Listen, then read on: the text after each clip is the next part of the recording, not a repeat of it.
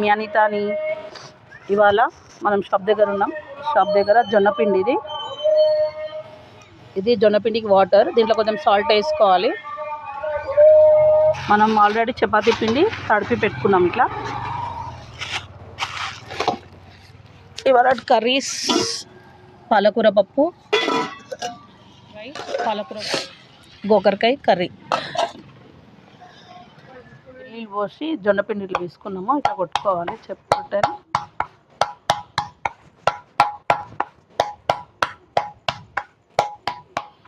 జొన్న రొట్టె, ఇది చపాతి.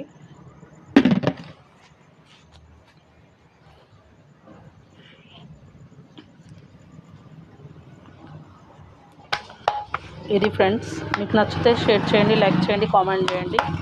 మళ్ళీ ఇంకొక వీడియోతో మేము ముందుంటాను.